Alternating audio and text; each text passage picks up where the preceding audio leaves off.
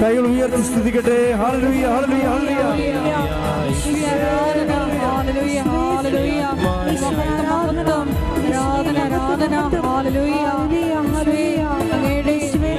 മാതാവിന്റെ പ്രതിഷ്ഠീകരണത്തിന്റെ അടുത്ത ദിവസങ്ങളിലായിരിക്കുന്ന ഞങ്ങളെ പ്രത്യേകമായി വചനത്താൽ അഭിഷേകം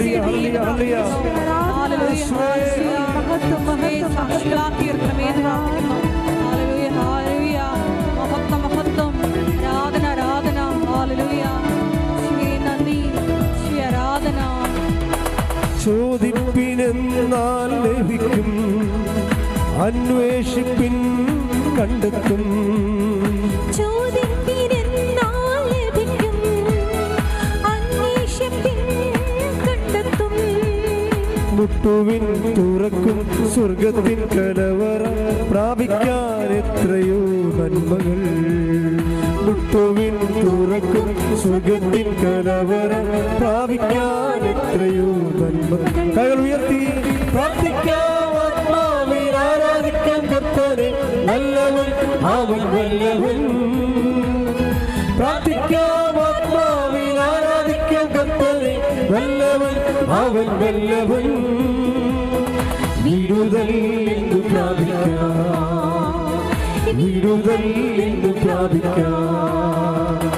ആരാധിക്കുമ്പോൾ വിടുതൽ, ആരാധിക്കുമ്പോൾ സൗഖ്യം, ആരാധിക്കുമ്പോൾ വിടുതൽ, ആരാധിക്കുമ്പോൾ സൗഖ്യം. ദേഹം ദേഹി ആത്മാവിൽ സമാധാന സന്തോഷം ദാനമായവൻ നൽകിടും. ദേഹം ദേഹി ആത്മാവിൽ സമാധാന സന്തോഷം ദാനമായവൻ നൽകിടും. സ്തുതിക്കട്ടെ. ഹല്ലേലൂയ, ഹല്ലേലൂയ, ഹല്ലേലൂയ.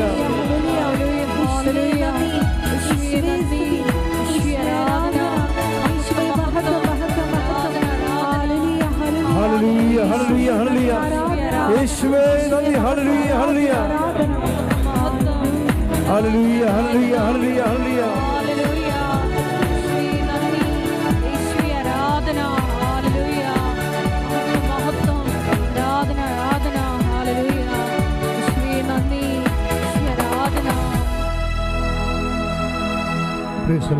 Praise the Lord.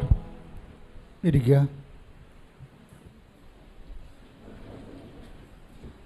പരിശുദ്ധ പരമദിവ്യകാരുണ്യത്തിന് പരിശുദ്ധ പരമദിവ്യകാരുണ്യത്തിന് പരിശുദ്ധ പരമദിവ്യകാരുണ്യത്തിന്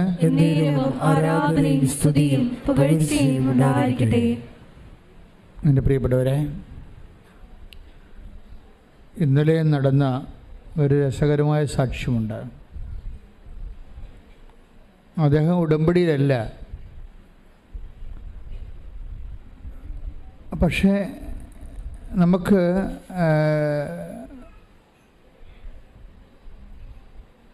അനോണിമസായിട്ട് നമുക്ക് കവനൻ്റിലാകാൻ പറ്റും.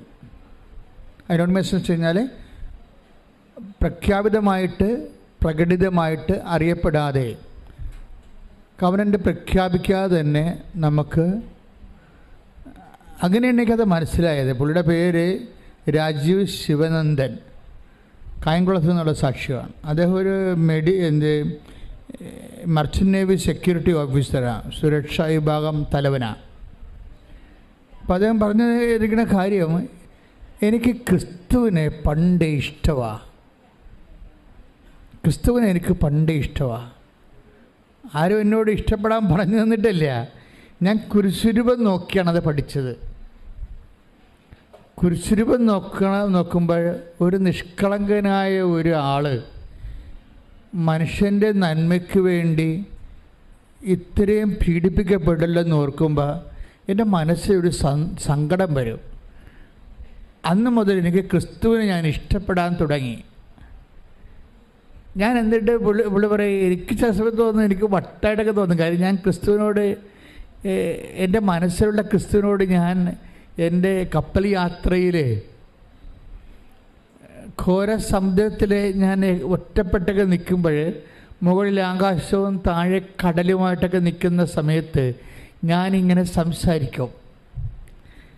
ഞാൻ സംസാരിക്കണ എല്ലാം ക്രിസ്തുവിനോടാണ് സംസാരിക്കണത്. അപ്പോൾ ഞാൻ തന്നെ ഓർത്തത് എന്ത് ഈ ഞങ്ങളൊക്കെ പഠിക്കുന്ന കാലത്ത് അൺനോൺ ക്രൈസ്റ്റ് ഓഫ് ഹിന്ദുയിസം എന്ന് കേട്ടിട്ടുണ്ട്. ബുക്കാണത്, റൈമണ്ട് പണിക്കറിൻ്റെ ഒരു പ്രഖ്യാതമായ പുസ്തകമാണ്. അതായത് ഹൈന്ദവേദികയിലെ അറിയപ്പെടാത്ത ക്രിസ്തു എന്ന്. അപ്പോൾ ഒത്തിരി ഒരു മനുഷ്യർ പ്രഖ്യാപിതമായ റിലിജൻ്റെ ഭാഗമല്ലാതിരിക്കുമ്പോൾ തന്നെ ക്രിസ്തുവിനെ ആരിഷ്ടപ്പെടുന്നുവോ അവർ ക്രിസ്തു ഇഷ്ടപ്പെട്ടിട്ട് ഒരു വല്ലാത്തൊരു സ്നേഹബന്ധം രൂപീകരിക്കാനുള്ള വലിയ സാധ്യതയുണ്ട് ബൈബിളിൽ മാത്രമല്ല മനുഷ്യൻ്റെ അനുഭവ ജീവിതത്തിലും. അപ്പോൾ ഈ മനുഷ്യനിങ്ങനെ ഒരു ദിവസം ഇത്രയും ഒരു ബന്ധം ക്രിസ്തുവായിട്ടുണ്ട്. അദ്ദേഹം ക്രിസ്തു വഴിയാണ് മാതാവിലേക്ക് വന്നത്. നമ്മളൊക്കെ പഠിച്ചു വച്ചിരിക്കുന്നത് അമ്മ വഴി ക്രിസ്തുവിലേക്ക് വരാൻ പറ്റുമെന്നാണ്. ഇത് നേരെ ഡൗണായിട്ടുള്ള നേരെ താഴേക്കുള്ളൊരു സഞ്ചാരമാണ്. അപ്പോൾ ക്രിസ്തുവിനെ ഇഷ്ടപ്പെട്ട് കഴിഞ്ഞതിന് ശേഷം ക്രിസ്തുവിൻ്റെ അമ്മയെ ഇഷ്ടപ്പെട്ടു. അപ്പോൾ അദ്ദേഹത്തിൻ്റെ ഒരു അനുഭവം ഇന്നലെ പറഞ്ഞതേ ഇവിടെ നിന്ന് പറഞ്ഞത് എനിക്ക് ഭയങ്കര ഇഷ്ടപ്പെടുന്നത് അതായത് അദ്ദേഹം ഘോര സമുദ്രത്തിലൊരു മൺസൂൺ ടൈമാണ്. മൺസൂൺ ടൈം നമുക്കറിയാമല്ലോ, ജൂൺ ജൂലൈ മാസം. അപ്പോൾ ജൂൺ ജൂലൈ മാസത്തിൽ അദ്ദേഹത്തിൻ്റെ ബിസിനസ് നേവിയാണ്, മർച്ചൻ്റ് നേവി. അതിൻ്റെ ഷിപ്പ് പോകേണ്ടത് തെക്ക് പടിഞ്ഞാറോട്ടാണ് പോകേണ്ടത്. തെക്ക് പടിഞ്ഞാറോട്ട് അങ്ങനെ പോകാൻ പറ്റത്തില്ല ശരിക്കും പറഞ്ഞാൽ. തെക്ക് പടിഞ്ഞാറെന്നല്ലേ മൺസൂൺ വരണത്. അപ്പോൾ വലിയ തിരകൾ ഉയർന്ന് പൊങ്ങിയിട്ട് കപ്പലിന് സഞ്ചരിക്കാൻ പറ്റാതെ വരും. പക്ഷേ ആ ചാർട്ടേഡായിട്ടുള്ള ഒരു ബിസിനസ് ആയത് കാരണം പോകാതിരിക്കാനും പറ്റിയില്ല. ഇപ്പം നമുക്ക് നമ്മുടെ ജീവിതത്തിൽ ഇങ്ങനെ സംഭവിക്കുവേ, നമുക്കറിയാം പോയാൽ അപകടമാണ്, പക്ഷെ നമുക്ക് പോകാതിരിക്കാൻ പറ്റത്തില്ല. ഇങ്ങനെ ഒരു ത്രിസംഗുവിൽ നമ്മൾ ചെന്ന് ചാടും. ഈ ത്രിസംഗുവിൽ ചെന്ന് ചാടിയാലും ക്രിസ്തു തന്നെയാണ് നമുക്കൊരു പരിഹാരം. എന്താ കാര്യം വെച്ച് കഴിഞ്ഞാൽ ക്രിസ്തു, ഞാൻ എപ്പോഴും നിങ്ങൾ പറയുന്ന ഉടമ്പടിയുടെ ഏറ്റവും ശക്തമായ വചനമാണ് ക്രിസ്തു എല്ലാമാണെന്നുള്ളത്. അതായത് സർവ്വസാധ്യതകളിങ്ങനെ അതായത് ഒരു കോടി ജന്മാന്തരങ്ങളിലൂടെ കടന്നു പോകുമ്പോഴും ഓരോ മനുഷ്യരും ഉണ്ടാകുന്ന ഓരോ സാധ്യതയ്ക്കും അവസ്ഥകൾക്കും ക്രിസ്തു മറുപടിയാണ്. കൈയിടിച്ച് കിടത്താൻ ശ്രമിക്കുകയാണ്.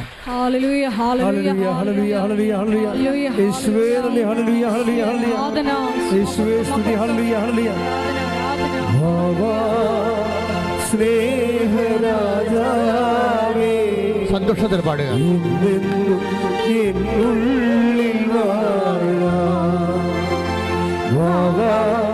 സ്നേഹത്തിൻ പൂനിലാവേ എന്നുള്ളിൽ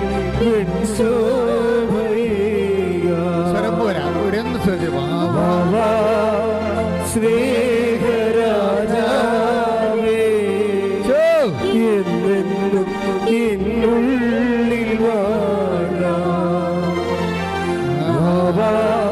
സ്നേഹത്തിൻ പൂനിലാവേ എന്നുള്ളിൽ സന്തോഷം. ഹല്ലേലൂയ ഹല്ലേലൂയ ഹല്ലേലൂയ ഹല്ലേലൂയ.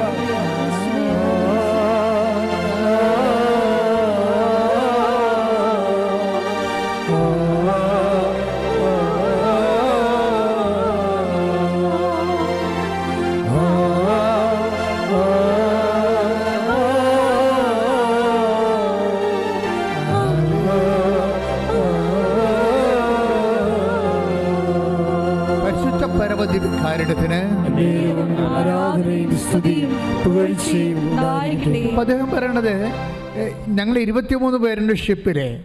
ഞങ്ങൾ തെക്ക് പടിഞ്ഞോട്ട് സഞ്ചരിക്കുമ്പോൾ പെട്ടെന്ന് കടലിങ്ങനെ മല പോലെ ഇങ്ങനെ കപ്പലിന് മുകളിൽ ഉയർന്നു വരികയാണ്. നിങ്ങൾക്കറിയാമല്ലേ കപ്പലിന് മേലെ മല ഉയർന്നു വന്ന് നമ്മളതിൻ്റെ യൂട്യൂബിൽ അത്തരം വീഡിയോസ് കിടപ്പുണ്ട്. എന്ന് വെച്ച് കഴിഞ്ഞാൽ മല പോലെ ഇങ്ങനെ ഉരുണ്ട് വരും. അപ്പം നമ്മൾ ഈ കപ്പലും അതുപോലെ തന്നെ മലയുടെ മുകളിലേക്ക് ഇങ്ങനെ ജലത്തിൻ്റെ മലയുടെ മുകളിലേക്ക് പോയിട്ട് ആ മല പെട്ടെന്ന് പുറകിലേക്ക് പതിഞ്ഞു പോകുമ്പോൾ പെട്ടോ എന്ന് പറഞ്ഞ് കപ്പൽ താഴേക്ക് വീഴും, ചിലപ്പോൾ കണ്ടിച്ചും പോകും. അപ്പോൾ ഒത്തിരി കടൽ പരിചയമുള്ള ക്യാപ്റ്റൻ ഉൾപ്പെടെയുള്ള ഒത്തിരി ആൾക്കാർ ഞങ്ങളുണ്ട്.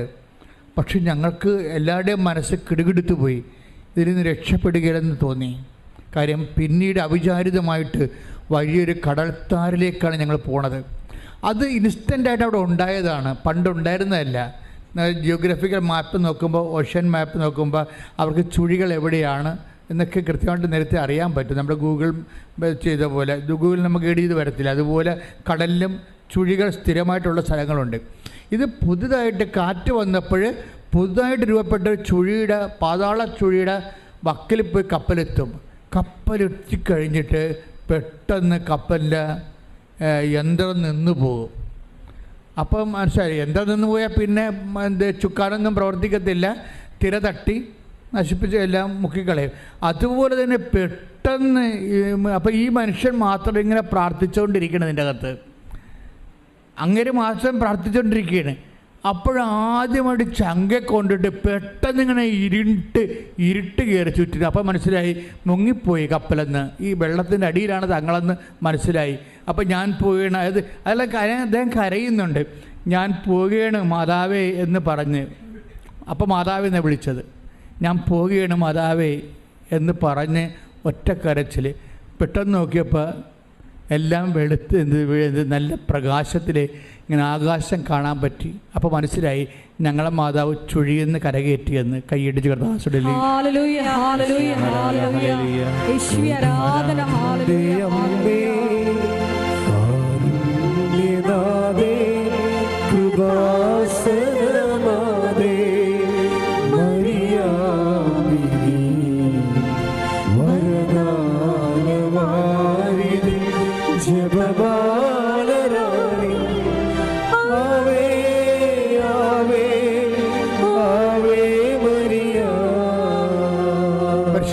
ദിവ്യകാരുണ്യത്തിന്. അപ്പൊ നീ എന്ത് ചുഴിയിലായാലും മരണച്ചുഴിയിലായാലും നിനക്കൊരു സ്നേഹമുണ്ടെങ്കിൽ നീ ദൈവമായിട്ട് ഉടമ്പടിയിലാണ്. ഈ മനുഷ്യൻ അതാണല്ലോ പറയണത്, ഞാൻ ക്രിസ്തുവുമായി ആരും എന്നെ പഠിപ്പിക്കാതെ എന്നോട് പറഞ്ഞു തരാതെയും ഞാൻ സ്നേഹത്തിലായിരുന്നെന്നാണ്. അപ്പം ഞാനത് കേട്ടപ്പോൾ എൻ്റെ മനസ്സിൽ വന്ന വചനം ഏതാണെന്നറിയാവോ? ഇത് ഉടമ്പടി കാര്യം എങ്ങനെയാണ് നമ്മൾ ദൈവമായിട്ട് സ്നേഹത്തിലാകുമ്പോൾ. നിങ്ങൾക്കറിയാമല്ലോ, ഉടമ്പടി എന്ന് പറഞ്ഞൊരു സാങ്കേതിക വിഷയമല്ല, ഒരു വൈകാരികമായിട്ടുള്ള ഒരു വ്യക്തിപരമായ വിഷയമാണ്. ഉടമ്പടി എന്ന് പറഞ്ഞ ഒരു സാങ്കേതിക വിഷയമല്ല. നിങ്ങളിങ്ങനെ കുറേ നിബന്ധനകൾ പറഞ്ഞ് കുറേ നിയോഗങ്ങൾ എഴുതിയിട്ടിട്ട് അപ്പോൾ ദൈവം അതനുസരിച്ച് അതിന് ഇൻട്രാക്ട് ചെയ്യുന്ന ഒരു സാങ്കേതിക വിഷയമല്ല, മറിച്ചൊരു വൈകാരികവും വ്യക്തിപരമായ വിഷയമാണ്. അതിനകത്ത് വൈകാരികം എന്താണെന്ന് വെച്ച് കഴിഞ്ഞാൽ നീയും നിൻ്റെ ദൈവവും തമ്മിലുള്ള സ്നേഹമാണ്. ഈശോ എന്നാ പറഞ്ഞത്? എന്നെ സ്നേഹിക്കുന്നവൻ എൻ്റെ കൽപ്പന വചനം പാലിക്കും. Take the word of God 14:23 യോഹന്നാന്റെ സുവിശേഷം. ശ്രദ്ധിക്കട്ടെ. ഹല്ലേലൂയ ഹല്ലേലൂയ ഹല്ലേലൂയ ഹല്ലേലൂയ യേശുവേ നന്ദി. ഹല്ലേലൂയ. യോഹന്നാൻ 14:23 എന്നെ സ്നേഹിക്കുന്നവൻ എൻ്റെ വചനം പാലിക്കും. പറഞ്ഞ എന്നെ സ്നേഹിക്കുന്നവൻ എൻ്റെ വചനം പാലിക്കും. അപ്പോൾ എന്റെ പിതാവ് അവനെ സ്നേഹിക്കുകയും ഞങ്ങൾ അവന്റെ അടുത്ത് വന്ന് അവനിൽ വാസമുറപ്പിക്കുകയും ചെയ്യും. ഇതാണ് മറ്റെല്ലാ പ്രാർത്ഥനാ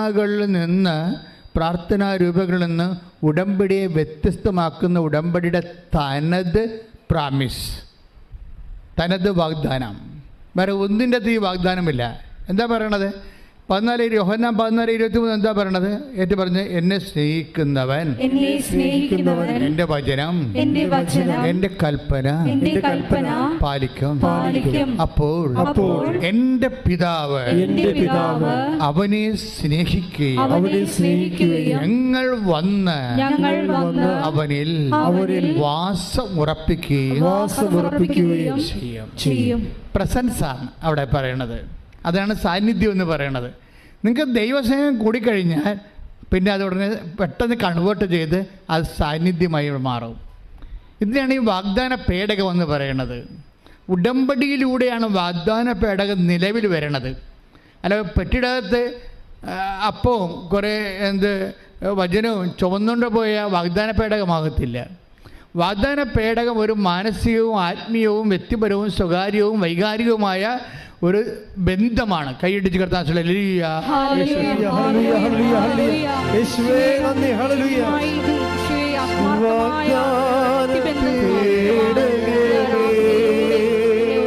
അഭിഷേകം ചെയ്യണം. സ്വർഗീയ പൊന്മലരേ, കൃപാസനത്തിൻ്റെ അമ്മേ, പ്രസാദവരമാതാവേ.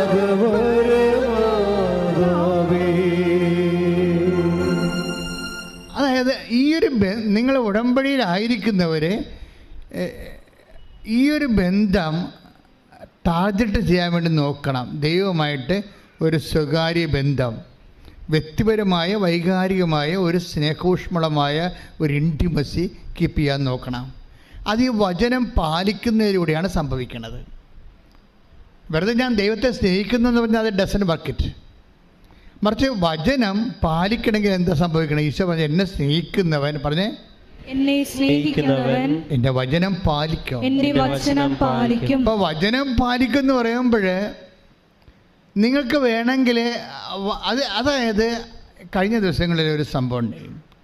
ഒരു മോള്, അവൾ എൻ്റെ അടുത്ത് ഒരു ചീട്ട് തന്നത്. ഞാൻ എവിടെ നിൽക്കുമ്പോൾ എല്ലാവരും അച്ഛനെ കാണാൻ വരുമല്ലോ, എമർജൻസി ഉള്ള ആൾക്കാരെ കാണാൻ വരുമ്പോൾ അവിടെ സ്ലിപ്പ് എഴുതിയിട്ടുണ്ടാവും അല്ലേ? നിങ്ങൾക്ക് ആ ഓഫീസിൽ നിന്ന് നിങ്ങളുടെ വിഷയം സീരിയസ് ആണെന്ന് കാണിക്കുന്ന അതിൻ്റെ രേഖകളും എഴുതി കൊടുക്കുമ്പോൾ ഓഫീസിൽ നിന്ന് എഴുതി വിടും. എന്താണ്? അപ്പോൾ ഞാൻ വെള്ളച്ചീട്ടിൽ എഴുതിയിരിക്കണം എന്താണെന്ന് വെച്ച് കഴിഞ്ഞാൽ, എൻ്റെ മകനെ എനിക്ക് തിരിച്ചു കിട്ടണം, ഞാൻ അപ്പീലിന് പോവുകയാണ്, കീഴ്ക്കോടതിയിൽ നിന്ന് ഞാൻ തോറ്റു, അത് മേൽക്കോടതിയിലേക്ക് ഞാൻ അപ്പീലിന് പോവുകയാണ്, എൻ്റെ മകനെ എനിക്ക് തിരിച്ചു കിട്ടണം. അപ്പം ഞാനിത് വായിച്ചപ്പോൾ അപ്പോൾ ഈശോ പറയുന്നുണ്ട്, എന്തോ പന്തികേടിൻ്റെ ഉണ്ടെന്ന് എന്നോട് പറയുന്നുണ്ട്. പക്ഷെ ഞാൻ ഉടനെ ചോദിച്ചില്ല. അവളുടെ ഊഴമായപ്പോൾ അവളുടെ തലയെ കൈവച്ചപ്പോൾ ഞാൻ ഒരു ചോദ്യം ചോദിച്ചു. എന്താ ചോദ്യം ചോദിച്ചത്? നിനക്ക് വേറെ ഒരു മകനുണ്ടല്ലോ എന്നാണ് ചോദിച്ചത്. അതാണ് ഞാൻ ചോദിച്ചത്. അപ്പോൾ അവൾ പറഞ്ഞു, ഈ മകൻ്റെ ഇളയ മകനുണ്ട്, ഒരു അനിയനുണ്ടെന്ന് പറഞ്ഞു. അപ്പോൾ നിനക്ക് 2 മകനുണ്ടല്ലേ? ശരി, ആ 2 മകനുണ്ട്. ശരി, അപ്പോൾ നീ പിരിഞ്ഞു എന്ന് പറയുന്ന ഭർത്താവിൻ്റെ കയ്യിൽ എത്ര മക്കളുണ്ടെന്ന് ചോദിച്ചു. അപ്പോൾ പറഞ്ഞ് അയാൾക്ക് മക്കളൊന്നുമില്ല, മക്കളൊക്കെ എൻ്റെ കൂടെയാണെന്ന് പറഞ്ഞു. അപ്പോൾ ഞാൻ ചോദിച്ചു, നീ ആ മനുഷ്യൻ വീണ്ടും കല്യാണം കഴിച്ചോ എന്ന് ചോദിച്ചു. അപ്പോൾ അയാൾ പറഞ്ഞു, ഇല്ല, കല്യാണം കഴിച്ചതെന്ന് പറഞ്ഞു. നീ കല്യാണം കഴിച്ചോ എന്ന് ചോദിച്ചു. അപ്പോൾ ഞാൻ കല്യാണം കഴിച്ചു എന്ന് പറഞ്ഞു. ഞാൻ അമ്പടി കള്ളി എന്താ? അപ്പോൾ ഞാൻ പറഞ്ഞു, നിന്നെ കെട്ടിയത് കൊണ്ട് ആ മനുഷ്യൻ്റെ ജീവിതം വഴിയാധാരമായി അല്ലേ? ഇവിടുത്തെ ഈ രാജ്യത്തിന് നിയമം പറഞ്ഞിരിക്കുന്നത് എന്താണ്? മൂത്ത മകൻ അവന് അപ്പൻ്റെ കൂടെ പോകാൻ ഇഷ്ടമുണ്ട്, കോടതി അവൻ ധരിപ്പിച്ചു, അപ്പം നിയമപരമായിട്ട് പോകാം. ഇവൾ വിടത്തില്ല, ഇവൾ ഹൈക്കോടതി പോവുകയാണ്. അപ്പോൾ ആ മനുഷ്യൻ്റെ ജീവിതം നശിപ്പിക്കുകയാണ്. ആ മനുഷ്യനെ വഴിയാതെ ഗതികിട്ട പ്രേതമാക്കി മാറ്റിയിട്ട് ഇവൾ വീണ്ടും കല്യാണം കഴിച്ച് അയാളുടെ 2 കുഞ്ഞുങ്ങളെ അടിച്ചെടുത്ത്. മനസ്സിലായില്ലേ?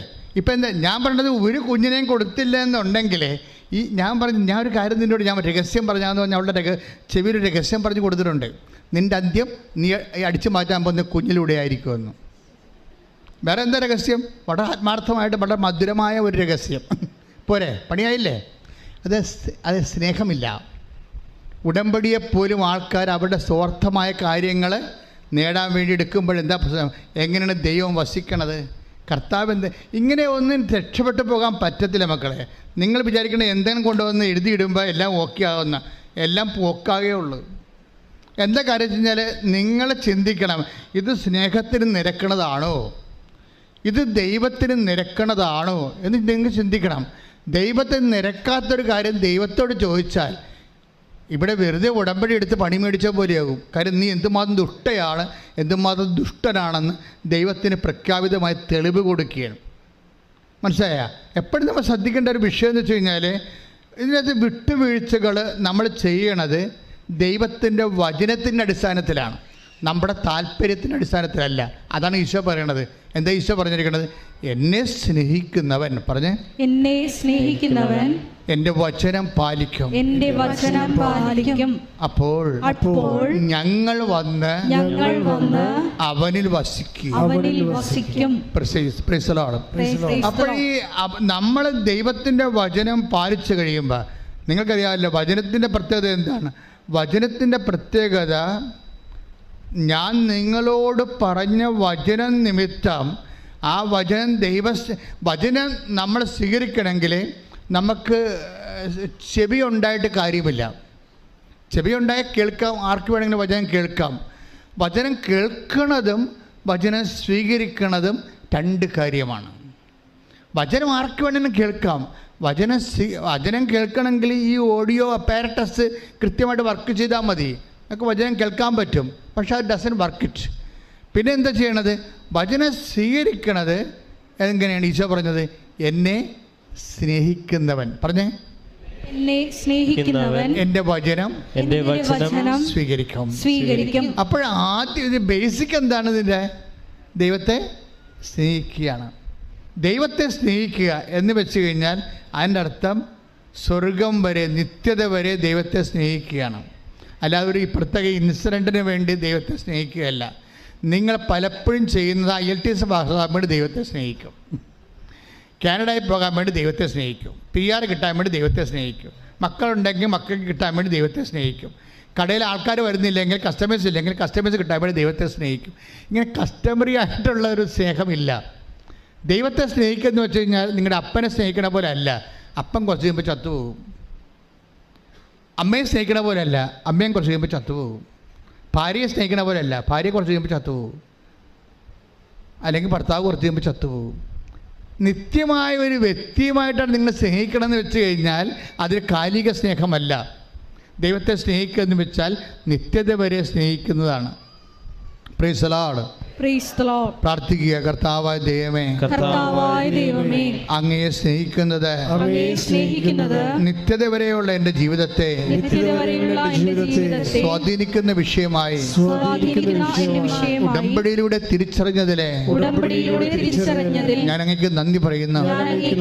കർത്താവേ, ഈ വചനങ്ങളുടെ ജീവിതാർത്ഥങ്ങളെ എന്നെ അഭിഷേകമായി ബോധ്യപ്പെടുത്തണമേ.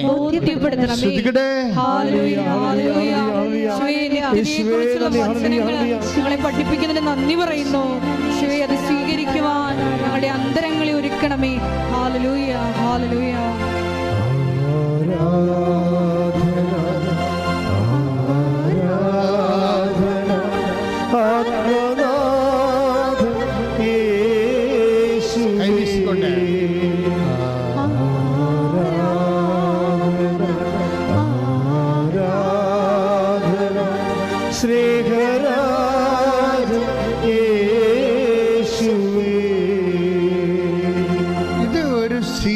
ആയിട്ട് ടാർഗറ്റ് ചെയ്യേണ്ടതാണ്. എന്താണ്? നിങ്ങളിപ്പോഴ് പത്രം കൊടുത്ത് പ്രേക്ഷിത പ്രവർത്തനം ചെയ്യുന്നു. എന്തോ ഒരു വലിയ ആത്മാക്കളെ വീണ്ടെടുക്കുകയും ദൈവത്തിൻ്റെ സ്നേഹം കൈമാറുകയും മറ്റുള്ളവർ ദൈവത്തിൻ്റെ സ്നേഹം അനുഭവിക്കാൻ അവസരമൊരുക്കുകയും ചെയ്യുന്ന അപ്പോസ്തലികമായ വലിയ ദൈവിക ശുശ്രൂഷയാണ് നമ്മൾ ഈ പത്രം കൊടുക്കുന്നതിലൂടെ നമ്മൾ നേടുന്നത്. പക്ഷെ അതൊക്കെ ചെയ്യുമ്പോൾ ഇങ്ങനെ തലയും ചുരുക്കി, ഈശോ ഇനി എത്ര പത്രമുണ്ട്? ഇനി 16 പത്രമുണ്ടോ? ഇത് എവിടെ കൊടുക്കാറാണെന്ന് പൊട്ടിപ്പെണ്ണ നിൻ്റെ കാര്യം തീരുമാനമായി. ഇത് ദൈവസ്നേഹത്തോടെയാണ് ചെയ്യണത്. പ്രേക്ഷിത പ്രവർത്തനങ്ങളെല്ലാം ദൈവസ്നേഹത്തോട് ചെയ്യുമ്പോൾ അതനുസരിച്ച് ആനുപാതികമായിട്ടായിരിക്കും. കാരണം ദൈവത്തിൻ്റെ സാധ്യത നിങ്ങൾക്കറിയാമല്ലോ, അത് ഇന്ന കാര്യമൊന്നുമില്ല. നിൻ്റെ ഏത് സ്വകാര്യമായ അഭിരുചികൾ പോലും ദൈവം മാനിക്കുമെന്നാണ് പറയുന്നത്. അത് സത്യമായ കാര്യമാണ്. സ്വകാര്യമായ അഭിരുചികളെ ചിലപ്പോൾ നമ്മുടെ ഭർത്താവ് മാനിക്കത്തില്ല. പൊടി ഇതൊക്കെ പൊട്ടം തടയുകൊണ്ട് എൻ്റെ അടുത്ത് വരരുതെന്ന് പറയും. അപ്പോൾ ചിലപ്പോൾ ഭാര്യ മാനിക്കത്തില്ല. പക്ഷേ നിൻ്റെ സ്വകാര്യമായ ഇന്നലെ മെനയെന്നൊരു സാക്ഷ്യം ഉണ്ടായി. ആ കുട്ടി പേര് പറഞ്ഞിട്ടില്ല, കാക്കനാടെന്നാ. പക്ഷേ ഇന്ന് ഞാൻ അപ്പ് ചെയ്തിട്ടുണ്ട് ആ സാക്ഷ്യം. ഇവളെ പ്രസവിച്ച് കഴിഞ്ഞപ്പോൾ ആശുപത്രി കിടക്കുകയാണ്. പ്രസവിച്ച് കഴിഞ്ഞപ്പോഴേ അവൾക്ക് ഉള്ളിലൊരു കൊതി.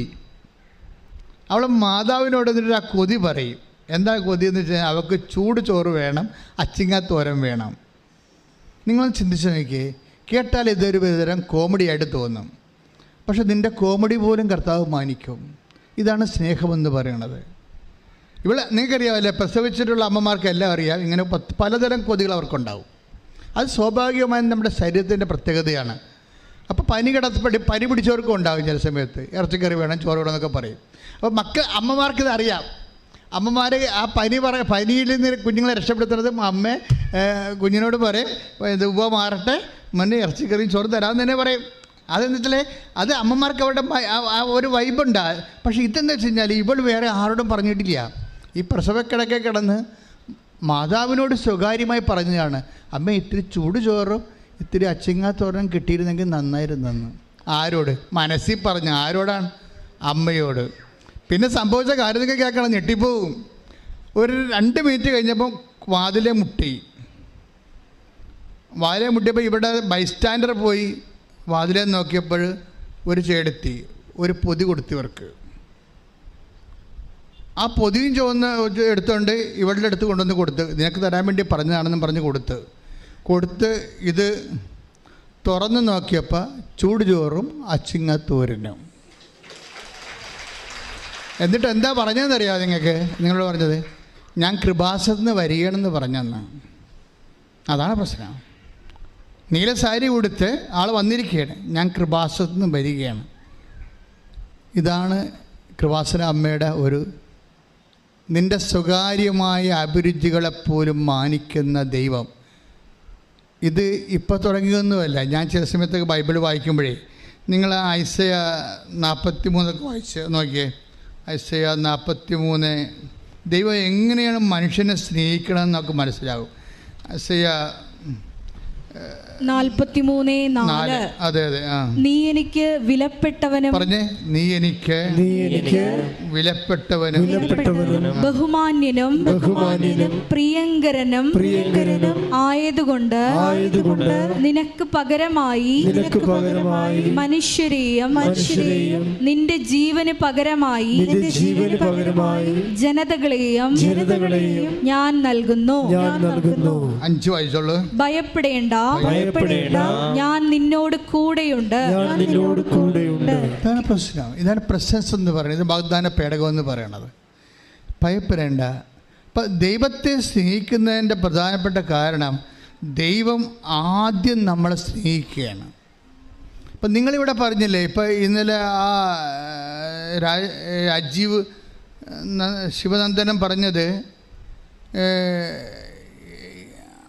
ആ മനുഷ്യന് ആദ്യം മുതലേ ദൈവത്തോട് ഒരു സ്നേഹം തോന്നി. ആരെങ്കിലും എന്നോട് പറഞ്ഞു കാണും, അങ്ങനെ എന്നെ വിളിക്കാതെ ഞാനിവിടെ വരത്തില്ലല്ലോ, അപ്പോൾ ദൈവം എന്നെ വിളിച്ചതാണെന്ന് എനിക്ക് ബോധ്യമുണ്ടെന്നൊക്കെയാണ് ഇത് പറയണത് അദ്ദേഹം. അങ്ങനെ കുറേ കാര്യം അദ്ദേഹം പറയുന്നുണ്ട്. പക്ഷേ അപ്പോഴൊക്കെ എൻ്റെ മനസ്സ് വന്ന സംഭവം എന്താണെന്നറിയാമോ?